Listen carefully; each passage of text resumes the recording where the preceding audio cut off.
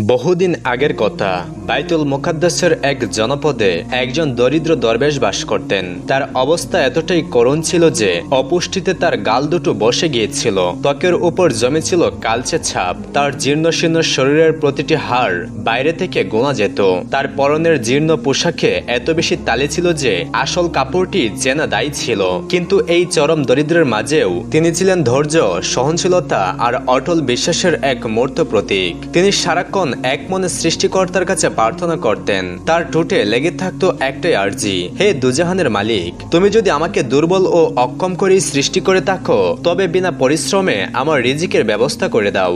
সকাল হোক বা সন্ধ্যা, তার মুখে ছিল এই একই আকুতি, যেন আল্লাহ তাকে অদৃশ্য কোনো উৎস থেকে এমন ভাবে দান করেন যাতে তাকে কখনো কারোর সামনে হাত পাততে না হয়। এলাকার কিছু দয়ালু মানুষের তার অবস্থা দেখে মায়া লাগতো। তারা মাঝে মাঝে তাকে খাবার দিয়ে যেত, যা দিয়ে কোনো মতে তার পেটের আগুন নিভত। কিন্তু অনেকেই ছিল যারা তাকে নিয়ে ঠাট্টা মশকরা করত।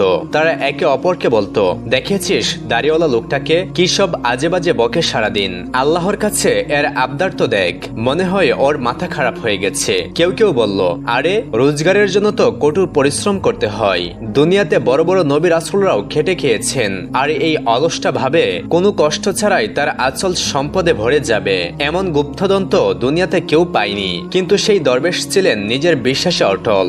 মানুষের কটূক্তি বা উপহাস তার প্রার্থনায় বিন্দুমাত্র প্রভাব ফেলতে পারেনি। তিনি আগের মতোই আকুল হয়ে তার প্রভুকে ডাকতেন। এক রাতে তিনি এমন ভাবে প্রার্থনায় মগ্ন হলেন যে রাত পেরিয়ে সকাল হয়ে গেল, তবু তার দোয়া থামল না। ভোরের আলো ফোটার ঠিক পর মুহূর্তেই হঠাৎ এক বিকট শব্দে তার জীর্ণ কুরের দরজাটি ভেঙে গেল। তিনি চমকে উঠলেন এবং তাকিয়ে দেখলেন একটি বিশাল স্বাস্থ্যবতী গরু শিং দিয়ে দরজা ভেঙে সোজা তার উঠানে এসে দাঁড়িয়েছে। দরবেশ গরুটিকে দেখা মাত্রই সিজদায় লুটিয়ে পড়লেন। তার চোখ দিয়ে ঝরছিল কৃতজ্ঞতার অস্ত্র। তিনি বিড়বিড় করে বলতে লাগলেন, হে আল্লাহ, হে দয়াময় প্রভু, অবশেষে তুমি আমার প্রার্থনা শুনেছ। রিজিক হিসেবে আমার জন্য এই মাংস ভর্তি গরুটিকে পাঠিয়েছ, তোমার শুকরিয়া। তিনি গরুটির দিকে মুগ্ধ চোখে তাকিয়ে রইলেন আর মনে মনে তার ভবিষ্যতের পরিকল্পনা আঁটতে লাগলেন। কি সুন্দর গরু, এর চামড়া দিয়ে আমি গালিচা বানাবো, শিং দিয়ে তৈরি করব সুরমা, অর্ধেক মাংস গরিবদের মধ্যে বিলিয়ে দেব, আর বাকিটা শুকিয়ে রেখে দেব যাতে অনেকদিন আমার চলে যায়। এইসব ভাবতে ভাবতে তিনি আর দেরি করলেন না। একটি ধারালো ছুরি হাতে নিয়ে গরুটিকে জবাই করে ফেললেন। তারপর সেটিকে একটি ঠেলাগাড়িতে তুলে কসাইয়ের দোকানের দিকে রওনা হলেন যাতে মাংসগুলো ঠিক মতো টুকরো করে নেওয়া যায়। কসাই যখন তার যন্ত্রপাতি তৈরি করছিল, ঠিক তখনই এক ব্যক্তি মাথায় হাত চাপড়াতে চাপড়াতে আর চিৎকার করতে করতে সেখানে সে হাজির হলো। সে সোজা দরবেশের জামার কলার চেপে ধরে গর্জে উঠল, ওরে জালিম, তুই আমার গরুটাকে কেন মারলি? জানিস কত যত্ন করে আমি ওকে পালন করেছিলাম। নিজের আরামের চেয়েও ওর খেয়াল আমি বেশি রাখতাম, সেরা ঘাস খাওয়াতাম, আর তুই এক মুহূর্তে আমার সব পরিশ্রম মাটিতে মিশিয়ে দিলি। বল, তোকে এই অধিকার কে দিয়েছে? লোকটির চিৎকারে মুহূর্তেই সেখানে বহু মানুষের ভিড় জমে গেল। দরবেশ শান্ত গলায় বললেন, ভাই, তোমার কোথাও ভুল হচ্ছে, এই গরু তোমার নয়, এটা স্বয়ং আল্লাহ আমার জন্য পাঠিয়েছেন। আমার বহু বছরের প্রার্থনার ফল এটি। তারপর তিনি জনতার দিকে তাকিয়ে বললেন, হে লোক সকল, তোমরা তো সবাই আমার দিন রাতের প্রার্থনার সাক্ষী। আমি কি আল্লাহর কাছে বিনা পরিশ্রমে হালাল রিজিকের জন্য দোয়া করতাম না? আজ আমার সেই দোয়া কবুল হয়েছে। আর এই বোকা লোকটি বলছে গরুটা নাকি তার। গরুর মালিক ক্রোধে ফেটে পড়ল। সে বলল, কি আজে বাজে বকছিস? হয় তুই পাগল হয়ে গেছিস, না হয় আমাদের বোকা বানাচ্ছিস। চল, তোর বিচার কাজীর দরবারে হবে। এই বলে সে দরবেশকে কয়েকটি ঘুষি মেরে দিল এবং তাকে টানতে টানতে শহরের অলিগলি দিয়ে কাজীর দরবারের দিকে নিয়ে চলল। যেতে যেতে সে চিৎকার করে বলছিল, সবাই এই দাড়িওয়ালার ভণ্ডামি দেখো, আমার মাল চুরি করে বলছে দোয়া করে পেয়েছে। যদি দোয়াই সব হতো তাহলে তো দুনিয়ার সব ফকিররাই আজ ধনী হয়ে যেত, কিন্তু ভিক্ষা ছাড়া তো তাদের কিছুই জুটে না। জনতাও তার কথাই সায় দিল। সবাই মিলে দরবেশকে দোষারোপ করতে লাগলো। এই প্রতিকূল পরিস্থিতিতে দরবেশ অসহায় হয়ে আকাশের দিকে তাকিয়ে বললেন, হে আল্লাহ, হে দয়াময় প্রভু, তুমি তো আমার মনে এই দোয়া দিয়েছিলে, আমি তোমাকে আমার রব মেনে প্রার্থনা করেছি। এখন যখন তুমি আমার দোয়া কবুল করলে, তখন এই প্রতারক আমাকে অন্ধ বলছে। হে আল্লাহ, তুমি আমাকে এই বিপদ থেকে উদ্ধার করো। অবশেষে তারা কাজীর দরবারে গিয়ে হাজির হলো। কাজী সাহেব ছিলেন অত্যন্ত ন্যায়পরায়ণ এবং সৎ একজন মানুষ। গরুর মালিক অভিযোগ করে বলল, হুজুর, আমার গরু ভুল করে এর বাড়িতে ঢুকে পড়েছিল। আর এই লোকটা তাকে জবাই করে দিয়েছে। আপনি এর বিচার করুন, সে আমার উপর কেন এই জুলুম করলো? কাজী সাহেব দরবেশকে জিজ্ঞেস করলেন, বলো হে দরবেশ, তুমি এর গুরু কেন জবাই করলে? দরবেশ নিবেদন করলেন, হে ন্যায়পরায়ণ কাজী, আমি 7 বছর ধরে দিনরাত আল্লাহর কাছে বিনা পরিশ্রমে হালাল রিজিকের জন্য দোয়া করে আসছি। এই শহরের প্রতিটি মানুষ আমার এই প্রার্থনার কথা জানে। বহু বছর পর আল্লাহ আমার সেই দোয়া কবুল করেন। এই গরুটি আমার ঘরে পাঠিয়েছেন। আমি শুকরিয়া আদায় করতে এটিকে জবাই করেছি, যাতে গরিবদের মধ্যে এর মাংস বিলিয়ে দিতে পারি। কাজী সাহেব বললেন, হে দরবেশ, বিনা কারণে অজুহাত দিও না। যদি কোনো শরীয়ত সম্মত দলিল থাকে তবে তা পেশ করো। তুমি কি চাও আমি দলিল ছাড়া রায় দেই? তুমি বলো, গরুটি কি কেউ তোমাকে দান করেছে নাকি তুমি কিনেছ? দরবেশ বলল, না হুজুর, এই গরু আমাকে কেউ দান করেনি বা আমি কিনেও আনিনি।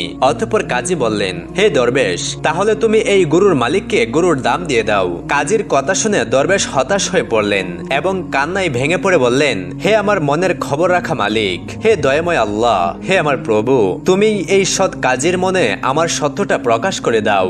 দরবেশের এই আকুল কান্না দেখে কাজীর মনে দয়া হলো। তিনি গরুর মালিক ও জনতাকে বললেন, আমি এই দরবেশকে আজকের দিনের জন্য সময় দিচ্ছি। এই মামলার শুনানি আগামীকাল পর্যন্ত স্থগিত করা হলো, যাতে আমি এই বিষয়টি আরো ভালোভাবে তদন্ত করতে পারি। সেই দিন রাতে কাজী সাহেব ইবাদত করতে করতে ঘুমিয়ে পড়লেন। অতঃপর তিনি স্বপ্নে দেখলেন, শহরের বাইরের এক জঙ্গলের মধ্যে একটি কুঁড়ে ঘরে এক বৃদ্ধ বসে আছেন। তিনি কাজীকে বলছেন, হে কাজী, দরবেশের মামলার রায় দেওয়ার আগে অবশ্যই আমার সঙ্গে দেখা করবে। অতঃপর সকালবেলা ঘুম থেকে উঠেই কাজী সাহেব জঙ্গলের দিকে রওনা হলেন। সেখানে তিনি স্বপ্নে দেখা সেই কুঁড়ে ঘরটি খুঁজে পেলেন। দরজায় করাঘাত করতেই ভেতর থেকে আওয়াজ এলো, হে ন্যায়পরায়ণ কাজী, ভেতরে আসুন, আমি আপনারই অপেক্ষায় ছিলাম। অতঃপর কাজী যখন ঘরের ভিতর ঢুকলো তখন বৃদ্ধ লোকটি দরবেশ ও গরুর মালিকের মামলা সম্পর্কে এমন কিছু তথ্য দিলেন যা শুনে কাজী সাহেব হতবাক হয়ে গেলেন। তিনি গরুর মালিকের ওপর ক্রুদ্ধ হলেন এবং বৃদ্ধকে ধন্যবাদ জানিয়ে দরবারে ফিরে এলেন। পরদিন আবার আদালত বসলো। চারপাশে লোকে লোকারণ্য। গরুর মালিক চিৎকার করে বলল, কাজী সাহেব, এই দরবেশ বড় জালিম, ওকে কঠিন শাস্তি দিন। কাজী সাহেব গরুর মালিককে বললেন, চুপ করো তুমি, এখনই তোমার অভিযোগ ফিরিয়ে নাও। গরুর মালিক চিৎকার করে বলল, এটা কেমন বিচার? ওই দরবেশ আমার গরু মেরে ফেললো আর আপনি বলছেন মাফ করে দিতে? কখনোই না। কাজী সাহেব বললেন, যখন আল্লাহ তোমার এত বড় পাপ গোপন রেখেছেন তখন তুমিও ধৈর্য ধরো। কিন্তু সেই লোকটি তার দাবিতে অটল রইল। তখন কাজী সাহেব এক কঠোর রায় ঘোষণা করলেন। কাজী সাহেব বললেন, আমি আদেশ দিচ্ছি, তুমি তোমার সমস্ত সহায় সম্পত্তি এই দরবেশের হাতে তুলে দেবে। যদি এর পরেও তুমি আপত্তি করো তবে তোমার জন্য আরো কঠিন শাস্তি অপেক্ষা করছে। এই কথা শুনে লোকটি মাথায় ধুলো মেখে কাপড় ছিঁড়ে আহাজারি করতে লাগলো। সে যখন কিছুতেই শান্ত হলো না তখন কাজী সাহেব তাকে কাছে ডেকে বললেন, আরে হতবাগা, তোর ভাগ্য খারাপ, তাই তোর পাপ ধীরে ধীরে প্রকাশ পাচ্ছে। এরপর তিনি আরেকটি রায় দিলেন, তোর স্ত্রী এই দরবেশের দাসী হবে এবং তোর সন্তানরা তার গোলাম হবে। এরপরেও যদি তুই হট্টগোল বন্ধ না করিস তবে নিজের মৃত্যুর জন্য তুই নিজেই দায়ী থাকবি। কাজীর এই রায় শুনে লোকটি মাটিতে গড়াগড়ি দিয়ে কাঁদতে লাগলো। উপস্থিত জনতা কাজীর এই বিচারে অবাক হয়ে তাকে অনুরোধ করলো এমন অন্যায় না করতে। তখন কাজী সাহেব সবাইকে উদ্দেশ্য করে বললেন, হে লোক সকল, এখন সেই সময় এসে গেছে, এর গোপন রহস্য প্রকাশ করা হোক। সবাই আমার সঙ্গে জঙ্গলের নদীর ধারে চলো। অতঃপর সবাই কাজীর সাথে নদীর তীরে গিয়ে উপস্থিত হলো। সেখানে পৌঁছে তিনি একটি বিশাল গাছের নিচে সবাইকে দাঁড় করালেন এবং এক চাঞ্চল্যকর সত্য উন্মোচন করলেন। ঘটনা হলো, এই গরুর মালিক বহু বছর আগে তার প্রভুকে হত্যা করে এই গাছের নিচেই তাকে পুঁতে রেখেছিল। সে ছিল তার প্রভুর কৃতদাস, আর এই দরবেশ হলো সেই নিহত প্রভুরই ছেলে। শিশু বয়সে কিছু না বুঝতে পেরে সে এতদিন অজানাই ছিল। তিনি আরো জানান, এই লোকটি তার প্রভুকে খুন করে সমস্ত সম্পত্তি দখল করে নেয় এবং তার দাসীকে বিয়ে করে। আমি একে এক কঠোর রায় দিয়েছিলাম যাতে সে নিজের ভুল বুঝতে পারে এবং অনুতপ্ত হয়, কিন্তু সে নিজের পাপের পর্দা নিজেই ছিঁড়ে ফেলেছে। অতঃপর কাজী সাহেবের আদেশে সেই জালিমকে গাছের সঙ্গে বাঁধা হলো এবং জল্লাদকে ডেকে আদেশ করলো, হে জল্লাদ, এই ব্যক্তি তার মালিককে যেই খঞ্জর দিয়ে হত্যা করেছিল তুমি সেই খঞ্জর দিয়ে তার শিরুচ্ছেদ করো। অতঃপর জল্লাদ সেই খঞ্জর দিয়ে তার শিরুচ্ছেদ করলো যা দিয়ে সে তার প্রভুকে হত্যা করেছিল। অবশেষে সত্যের জয় হলো। একজন অত্যাচারী সাজা পেল, একজন অসহায় তার সবকিছু ফিরে পেল এবং সৃষ্টিকর্তার ওপর প্রতিটি মানুষের বিশ্বাস নতুন করে জেগে উঠল। উপস্থিত জনতা তাদের ভুলের জন্য কাজী সাহেবের কাছে ক্ষমা চাইল। এভাবেই এক দীর্ঘ প্রতীক্ষার পর দরবেশ তার প্রার্থনার প্রকৃত ফল লাভ করলো। তো প্রিয় দর্শক, আমাদের এই গল্পটি আপনার কাছে কেমন লাগলো তা অবশ্যই কমেন্ট করে আমাদের জানাবেন এবং পরবর্তীতে এমন আরো ভিডিও পেতে আমাদের চ্যানেলটি সাবস্ক্রাইব করে পাশে থাকা বেল আইকনটি অন করে দিন।